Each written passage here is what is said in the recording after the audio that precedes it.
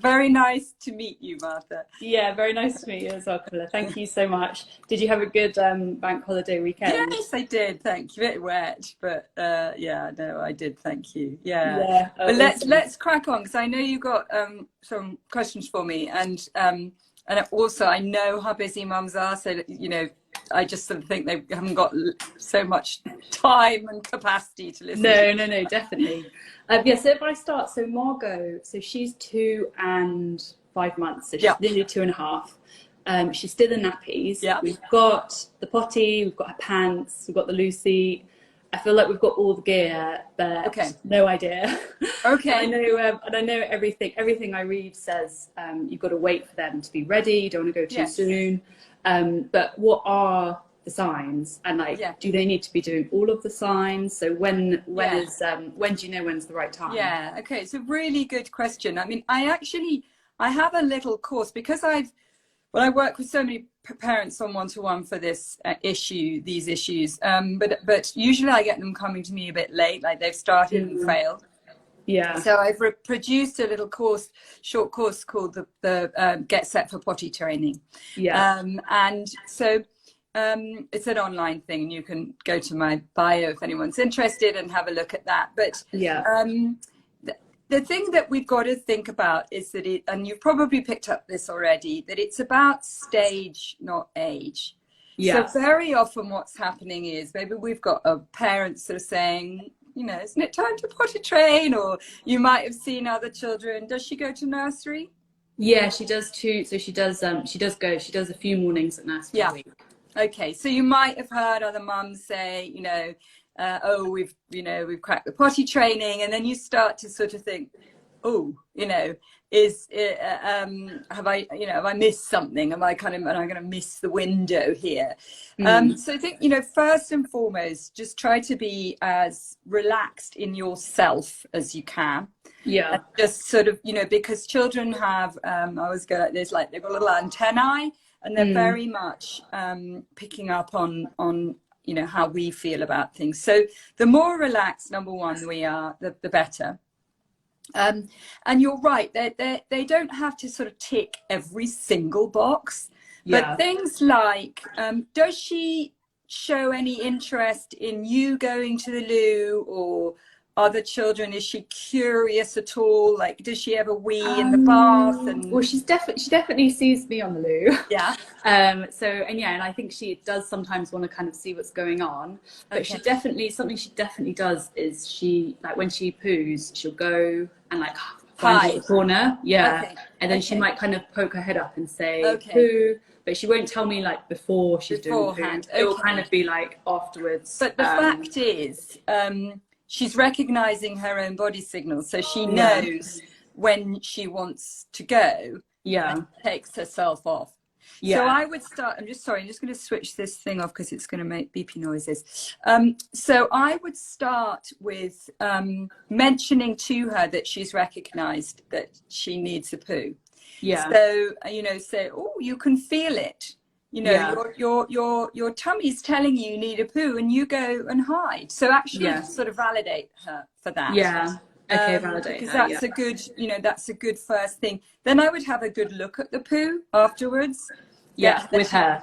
Yeah, with her. Yeah. Really oh my goodness, look how big it is. That's so fantastic. You've produced a lovely big poo. You can help me flush it down the loo. Those sorts of things. So she's got and if you go to the loo, let her pull the loo paper. And when you finish, you can have a look at what you've done and flush it. So there's very much a kind of normality around the whole thing. You can also describe to her that when she drinks, that comes out as wee, and when she eats, that makes poo. So she's associating, the purpose of it, that it's the bits that we don't need. And you can, you can say when you water a plant, the water goes through and it takes some, but it doesn't need some.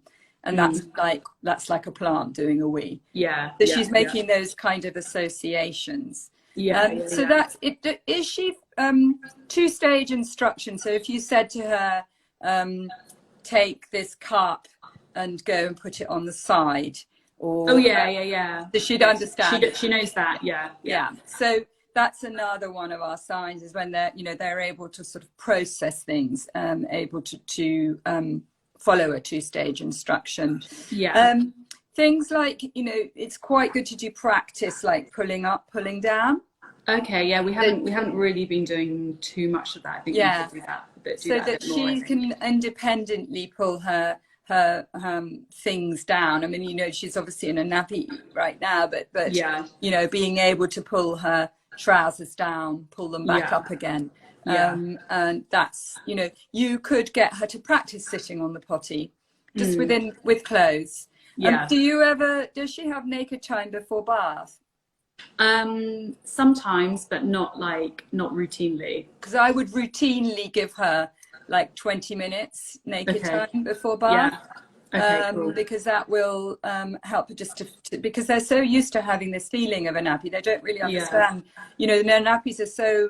I mean, one of the things that probably is true, that some of us as children, and I'm obviously much older than you, but some of us were in cloth nappies. I suspect you weren't, but in those days, cloth nappies, well, they're heavier, so they feel the wee more, whereas the nappies just wick it away, so they don't have much of a sensation.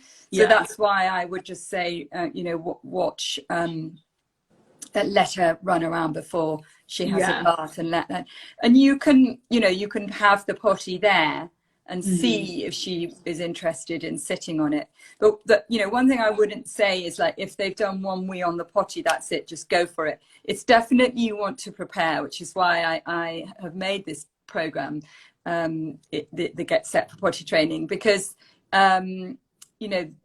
that's very often where parents will make the mistake. They think, right, we've got a window, it's half term, she's done a wee on the potty, that's fine, let's just go for it, and not done some preparation, like some of the things that I've mentioned, so that you really are having her feel comfortable about it, and you're feeling like you're kind of ready. Yeah. And am I correct in saying that you're an advocate of gentle potty training? Yes. And so can you tell me a little bit about that, because I'm not too sure what that is. Well, I mean, my whole approach to parenting is about a kind of compassionate parenting with firm boundaries. Or collaborative parenting is another way of putting it. So some of the books will just say, right, you're in charge, you dictate, when it's time, you take their nappies off, and they've just got to learn. And I feel that's a bit brutal. And actually, I'll often be picking up the pieces from parents where they've had a traumatized child because they just weren't quite ready. And so I would rather parents took a bit longer over it than risked that kind of trauma. And it is, for some children will take to it really quickly, but others really won't. And you can get in this awful dynamic where, as a parent, you're really stressed. You don't know what to expect, and then you're finding that they're having lots of accidents, which is completely normal. But you're stressed by that. You're stressed by the fact that they're resistant. I've worked with parents that said, and they feel so bad, but they sort of just didn't know what they said. Like, I just shoved her on the potty and said, you just need to eat, because I knew she did. And that can really, that's a lot to unravel. Because you can't make a child eat or wee or poo. You can't. They only. You've seen it. They'll shut their mouth, or their body will close down, and they won't do it. So that's why I'm very big on the collaborative, gentle approach, because of the risk of traumatizing them. Yeah.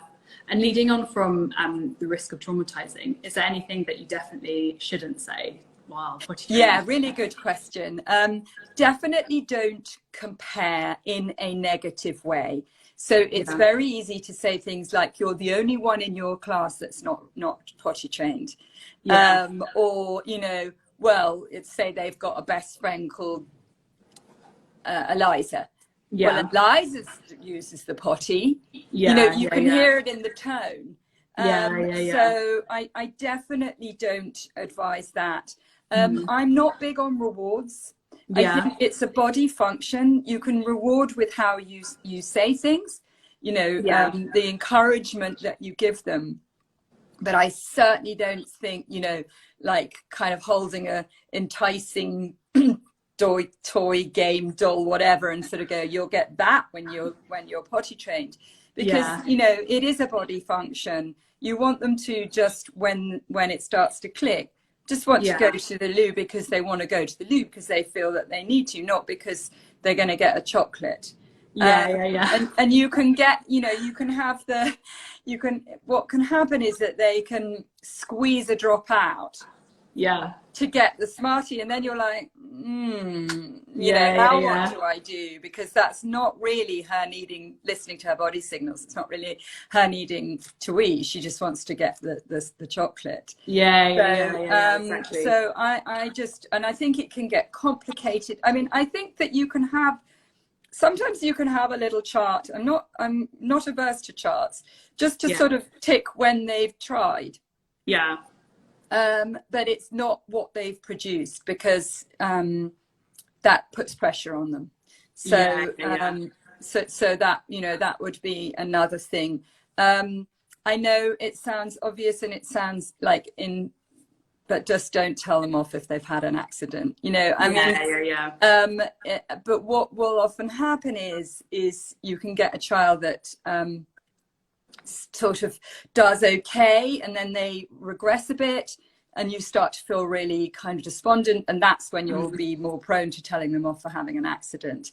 But I would just say, no shame, no blame, just encouragement. And you know, I'm not adverse. I think one of your other questions is there a point where you should stop if it's not what is that line? You're like, I mean, I think I try to encourage parents to keep going with it, to expect accidents, and expect it to take a couple of weeks.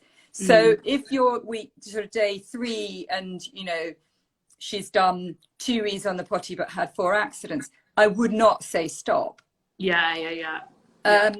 But if you're 2 weeks in and you're just feel like you're really getting nowhere and the child's miserable, then I'd say just not ready. Just wait. You know, go back to nappies, put the potty away. You know, just like, but don't do it present it as a shame thing. Well, you couldn't get it. Just like, you know what, you're not ready yet. So we're just going to go back to nappies till you feel ready, and then we'll, you know, then we'll start again. Just gonna move. So I can just see him in the background. I saw. And is there a time when, like, do you have to stay in the house for the first few days before you, like, when's the stage where you can, like, venture out to the park? I mean, it so varies child to child. I would definitely say factor some home time in. People say, you know, should we do it only in the summer? Look, it is marginally easier in the summer if they can play outside naked. But I wouldn't say therefore push it because it's summer. But or like, don't do it in the winter, because it can be, you know, they can just be ready in the winter. So don't wait 6 months and, you know, waste your time.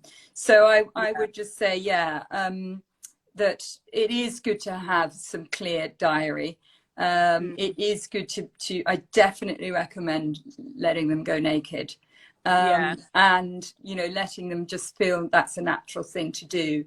I mean, you can, you know, you've got a girl, so you could go out in a little skirt with no knickers on.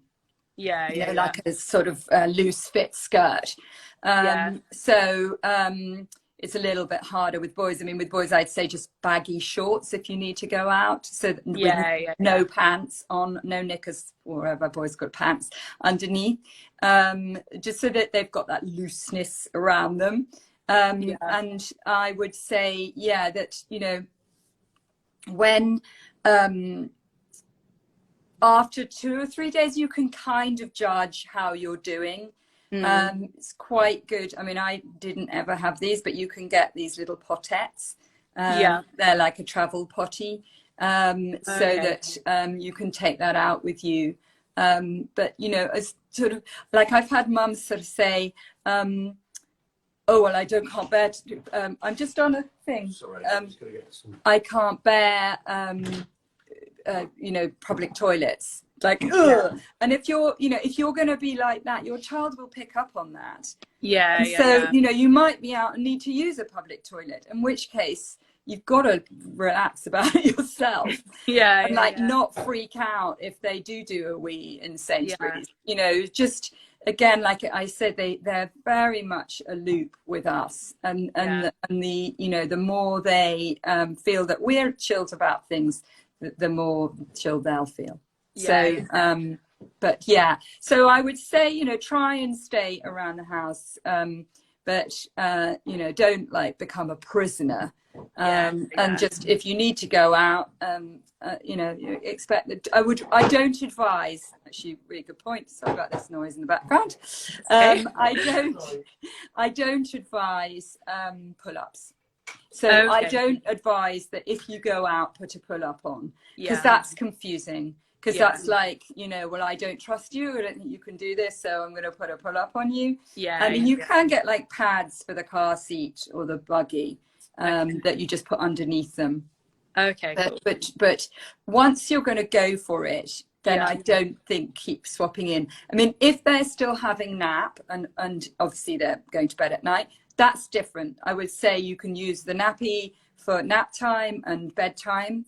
And you can explain that to them, because you're going to be sleeping, but and you're not ready yet to you know, stretch that long. But if we're going out, just, you know, either, like I said to start with, just a little loose skirt and no knickers, or knickers and expect you might, you know, you'll have some accidents. And what advice would you say to parents who are feeling pressure from maybe their mum friends, if they're like the last ones to kind of go? I think it's just, like you said at the beginning, just saying, you know, that it's stage not age. It's stage not age. You know, I mean, I'm this is my whole approach, not just about potty training, is that you're doing the best you can, and you've got to know your own child. And you know, if you just sense they are just not interested, and I can't get them interested, then just wait a bit. I mean, it is better. You know, some of parents' resistance is this fear of, like, you know, mess on the carpet. Or you know, horror, he did a poo in the playground, or, you know, oh my God, we were in Waitrose and he went in the trolley. And therefore they'll delay because of that worry.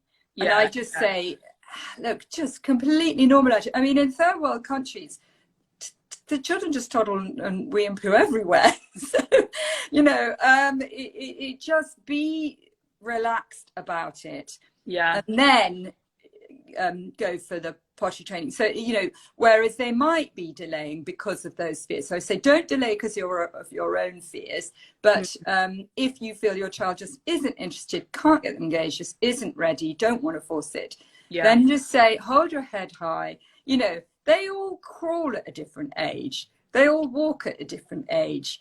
You know, they're just, each child is so unique. But and some are ready quicker than others. And also the other thing is, you know, some parents will really wear it as a badge that their child's potty trained early. When that child, when everybody's through potty training, when they start school, nobody's going to give a flying whatnot. You know, whether your child was potty trained at 18 months or 3.5, nobody cares. Nobody cares, you know. So you get through it, and then it's behind you. I would just say, you know, just ignore those comments. But if it's about you worrying about the sort of, you know, the mess or the horror of having an accident outside, then just work on yourself and relax. So finally, what would your like top 3 tips be to someone who's about to embark on potty training? Well, I mean, I'd say, you know, get the right equipment. Yeah. Check. And check books that, or on apps that they're, you know, there are lots of books and apps that they like, music. So that's a good thing. And just work on, I know this sounds very broad, but work on preparing them ahead of the time that you actually take their nappy off. So, you know, like I said earlier, that the kind of, you know, testing the potty out, putting their things up and down, watching you go to the loo, watching others go to the loo, talking about drinking and where it all goes, that kind of thing. So it's not really 3 tips there, but it's a kind of medley of things that really help help get you prepared. So preparation. That's my big thing. Don't rush at it, but equally, you know, stay calm and be confident in yourself that you're going to get through it. Yeah. Well, I think that's something I've really taken away, is that they really pick up on your vibe. So they really, I'm going to be really, I'm going to try and be really, aware of how I react. Yes. And what I say. So I'm definitely, definitely need to. And don't compare. Because you know, they will, and also just, you know, lots of praise for them trying. It doesn't matter if they didn't. I mean, I know it's disappointing if they kind of go, I need a wee, and they get to the potty and they sit down and they go, no, I don't.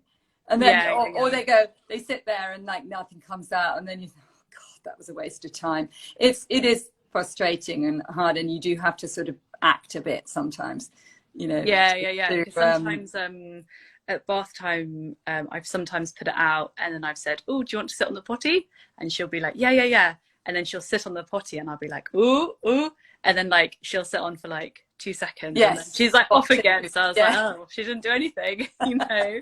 So it's like, oh. But that's, you know, that's great that she does that. And if she wheezes in the bath, praise it. Yeah. That's look what's come out. Yeah. That's your wee. You'll be doing that on your potty soon. Yeah. That can, you know, lots of positivity. Yeah. Okay. Yeah, we'll definitely do that. Great. Okay. Well, thanks so much for chatting to me, Camilla. It's been really good. And I'm looking, I guess I'm looking forward to it, really. It's such a big milestone. It's a wonderful milestone. It's so great. And you know, they feel so proud of themselves. Yeah. So, you know, that's really nice that they just, you know, they love they love what they've done and they love their achievements. Yeah, definitely. Well, thank you so much for taking the time to speak to me. It's been great. And I'll keep you updated as to how Margot gets on. Definitely do. I'm dying to hear. Yeah. and if anybody's watching and wants to go to my bio, there is my online course, and it's called Get Set for Potty Training. It's also called the Potty Preparation Plan. So grab that for yourself, because it's really easy little short little lessons, and it gives you a whole range of different books and apps and songs that I kind of honed that are the good things to get. Yeah. Okay, cool. Well, thanks so much. Okay, take care. Thanks. Bye.